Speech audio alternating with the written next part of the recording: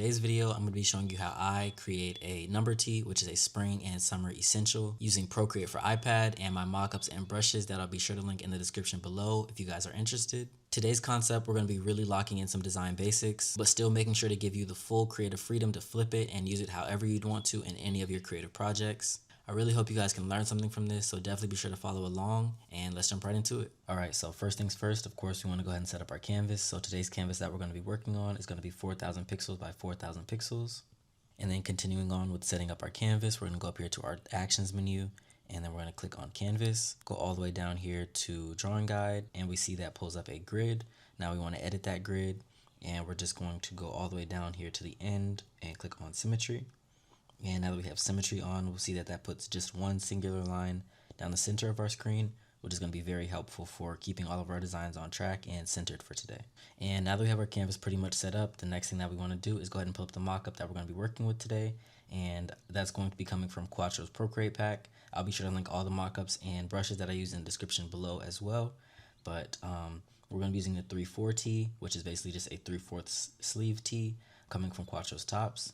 And once we have that, we want to make sure our color is selected to black, and then we can go to our canvas and just tap down one time on our screen like so, and that should place our 3/4 tee mockup, just a blank mockup. From here, what we do want to do is go ahead and center this, and the best way to center our mockup is by locating this blue and green dot here at the top, and that's pretty much going to designate the center of our mockup. And we just want to go ahead and align that with that symmetry line that we created right down the middle. So I'm just going to expand this to size some. We can also zoom in just to really make sure that our mockup is very centered with that symmetry line, which is just going to make all of our designs and details a lot easier to move forward when we have this centered base. So I'm just going to expand this to size till that looks nice. Okay, and we should have something like that. Now that we have our base, let's go ahead and duplicate that. And on the second layer, we're going to rename this, and we're going to call this our color layer. Okay, so we should have our color and our base. And what I want to do is go ahead and drag our base above our color layer, and let's also go ahead and lock that base down. Okay, so we should have our two layers. Right now they are both blank, but on this color layer, that is of course where we're going to be adding in our color for our main design today. And for today's design, I'm going to be going with a dark kind of grayish black color. I usually don't go completely flat black when it comes to designing any of my mockups, because I feel like flat black just really washes out the entire design. So what we're going to be going with today is kind of like a deep grayish color. And I'm just going to drag that right onto our screen like so. And once we drop that color down, we'll see that that takes over our entire canvas, and that's not what we want to see. We only want to be working on our mockup and not our background as well. So in order to do that, I'm going to go up here to our selection menu. And now on automatic, I'm going to tap down one time in our background. And we'll see when I tap down one time on the screen, our selection threshold will pop up. And that number, that percentage, basically just shows how much of our canvas is being taken up at a time. So we want to keep that relatively low so we can only select our background. And as we see, our background is selected right now. And then from there, we can go to our arrow tool and we can drag that right off of our screen, leaving us with only our black mockup. Okay, so once we have our color and our base, what I want to do is go up here to our actions menu, and we're going to go to add.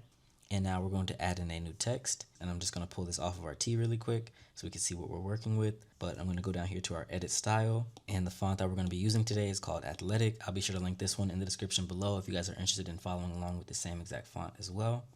And I'm just going to go up here to our keyboard now, and I'm going to type out 45. And then I'm going to tap on that one more time. And what we want to do is now turn this number to white. So we're going to go up here to our color picker, and we're just going to turn that white. So once we have that selected to white, we're going to drag that right onto our shirt now and just kind of find where that sits nicely on our tee design here. Okay, and I think that placement looks pretty nice right there. Now what I want to do is go ahead and duplicate this. And on this bottom one, what we're going to do is tap on it one time, and we're going to edit our text. And then we're going to go to edit style. And then we're going to change our color to a nice bright red in this area, okay? And obviously we can't see what that's done so far because it's hidden by our overlay, our white design.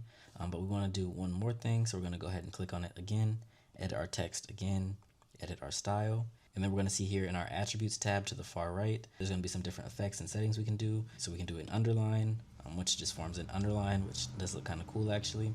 We can do a stack, which just vertically stacks the numbers, which also could be cool for a different design. But we're gonna go for this middle one, which is going to be our outline.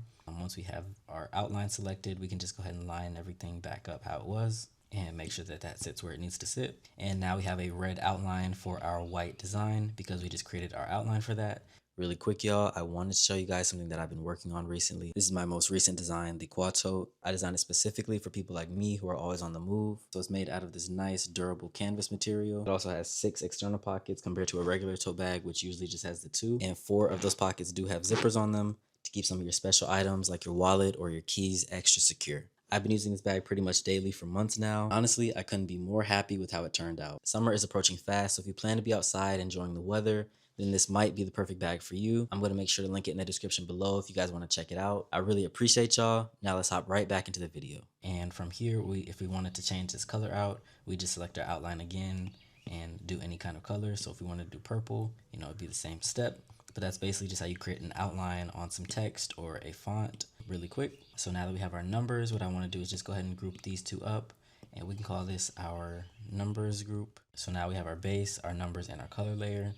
And then we're going to add in one more layer, and we're going to rename this, and let's call this our stripes. And on our stripes layer, I do want to click on this one more time, and we want to make sure this is selected to clipping mask as well as drawing assist.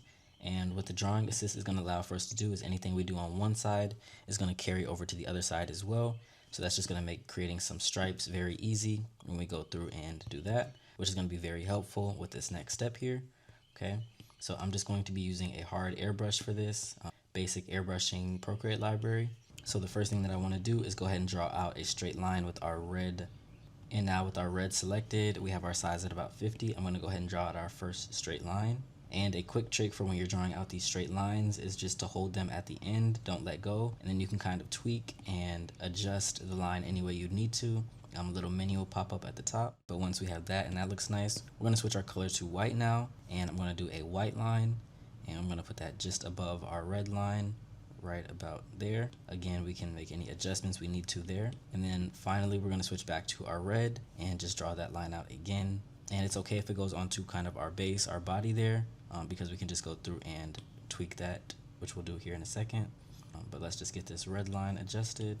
And I think that looks pretty nice. So we're just going to go through and erase this off of our body, leaving us with just these sleeve stripes. So now we have our base, our numbers, our stripes, and our color. And now once we have our stripes, I'm going to add in another new layer, and we're going to rename this, and let's call this our shadows. So here on our shadows, I also want to make sure this is set to clipping mask as well as drawing assist. And we're going to make sure our color is set to flat black now. And I'm also going to go back to our airbrushing and just select a soft airbrush. And the brush that I'm going to be using for this texture is going to be from CuaTote's brushes. And that's going to be the rough wash brush. And now very lightly we can start coloring in our base here, and we see how that starts to impact our design and really start to brighten it up some. And then from here I can also go ahead and lower our opacity on our texture a little bit. And then in our collar area, I want to make sure we get some texture there as well. So just going around on our collar area, and then also some on our sleeves here as well. And we get some going on the bottom too. And that should leave us with something like this. So with our texture and our shadows in the background giving our T base this kind of like vintage washed effect, we also want to make sure that that can carry along to our numbers here at the top. So there's a couple ways we can kind of approach that, but the first thing that we want to do is make sure we click on our group, and then we're going to flatten it. And that's basically just going to turn our group into one singular image. So we can take our 45 and we can drop that right below everything here, like so, just how we did with our stripes, and they have that same kind of fading and wash on them, and that looks pretty cool. Or we can leave our texture here at the top, and we can make sure this is not clipped. So with our 45 being its own image here, the first thing that I want to do is click on this one time, and I'm going to go to mask. And what that's going to do is create a mask on top, this little white layer. And we want to make sure that when we're on our mask, our color is selected to black at all times. Okay. And now I'm going to go to CuaTote's brushes, and there's a bunch of different texture brushes in here that we can really get some cool effects with. So first I'm going to start with our acid wash 2 brush, and what we could do is just kind of play around and see what these different brushes do and how they affect our design here. So what this one does is it kind of creates like a spray paint stipple kind of effect, which I think looks pretty cool if we wanted to really like fade this down. If we don't like the look of this effect, what we could do is clear it, and then we can go to a different texture. So we can try out something like maybe vintage texture 5 here, and we can see what that one does. And that one's a lot more kind of like a peeling sticker graphic a little bit. So we can kind of do that if we really want to distress our design. Let's go ahead and clear that again and try out one more. So this one's going to be a little bit different, but we can try out an animal print as well if we really wanted to get creative with things. That's just another way we can kind of distress our design in a sense by basically adding effects onto it that really give it a different look as opposed to just the basic plain kind of 45 that we have here. This still looks really good, but I think the one that I'm going to be going with is just going to be this acid wash 1 brush, and we're just going to go over it very lightly and just kind of hit it in a couple different places and just kind of leave it very faded in. And I think that looks pretty nice for today's design. And yeah, there's a lot of different places you guys can take this. I would definitely recommend you guys try out a couple of the different effects and some different textures. Seeing how you can kind of really affect this design. If you enjoyed the video, be sure to leave a like, comment, and subscribe. The Procreate pack and a bunch of other products of mine are available now on my website at CuaToteSupply.com. So if you're interested, I definitely recommend you check those out. There's also a lot we didn't get to go over today, which is fine. Just be sure to leave a comment below of what you want to see more of, and I got y'all with that.